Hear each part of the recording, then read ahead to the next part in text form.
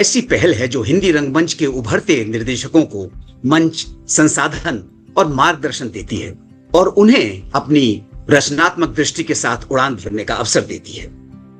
2023 में शुरू हुई इस फेलोशिप के अब तक 2 अद्भुत रेसिपिएंट्स या प्राप्तकर्ता रहे हैं। श्री नीलेश दीपक जो पहले वर्ष के फेलो थे, जिन्होंने इस फेलोशिप के तहत डॉक्टर माधुरी सुबोध द्वारा लिखित मन वृंदावन नाटक को अपने निर्देशन में मंचित किया। श्रीमती काजल सूरी जो दूसरे वर्ष की फेलो इस फेलोशिप की हैं और जिन्होंने इस यात्रा में अपनी अलग छाप छोड़ी है जब उन्होंने मंचन किया डॉक्टर माधुरी सुबोध द्वारा ही लिखे गए नाटक समंतक तीर्थ का इस साल। माधुरी मैम, मैं आपसे जानना चाहूंगा कि ये जो फेलोशिप है डॉक्टर माधुरी सुबोध बडिंग डायरेक्टर फेलोशिप, इसको शुरू करने का विचार कैसे आया? मतलब इसकी मूल प्रेरणा क्या थी? दिल्ली में कई वर्षों रहते हुए यहाँ के रंगमंच से रूबरू होने का मौका मुझे मिलता रहा है और जो चीज खटकती रही है, कुछ प्रस्तुतियां तो बहुत अच्छी होती रही हैं और कुछ को देखकर असंतोष ज्यादा हुआ है।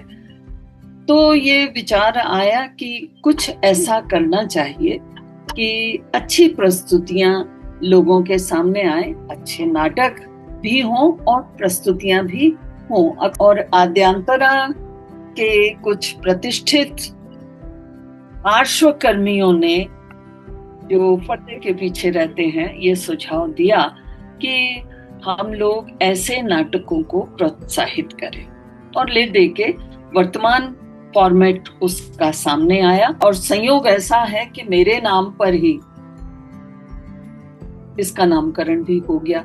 जो फेलोशिप के पहले फेलो आप थे, तो जब आपने इस फेलोशिप के लिए आवेदन किया, आपके मन में क्या लक्ष्य थे कि आप क्या प्राप्त करना चाहते हैं, क्या पाना चाहते हैं इस फेलोशिप के जरिए?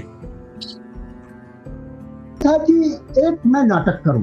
सबसे पहली बात मेरा ये था कि मीराबाई के बारे में लोग जाने, उनके विचारधारा को जाने, उनके संघर्ष को जाने। इस फेलोशिप से आप जुड़ी, तो इस फेलोशिप से जुड़ने के पीछे आपकी प्रेरणा क्या थी? क्योंकि थिएटर में पैसा नहीं होता, हम लोग जो भी करते हैं लिमिटेड रिसोर्सेज के साथ करते हैं। कई बार आपका मन करता है कि आप कुछ लेविश भी करो, तो मेरा ये बहुत मन था। तो इसलिए मैं अपने आप को बहुत खुश नसीब समझूंगी जब मैंने इसके लिए अप्लाई किया और मुझे ये मिल गया। जब ये जो फेलोशिप मिल गई तो मुझे बहुत अच्छा लगा। तो मैं ये मान के चलूं कि जो नाटक आपने चुना है इस फेलोशिप के मिलने के बाद, समंतक तीर्थ, उसको चुनने का मुख्य कारण ये था कि आपको लगा कि हाँ, ये नाटक में मैं ओपेरा वाली टच ला सकती हूँ, ये कारण है कोई और कारण?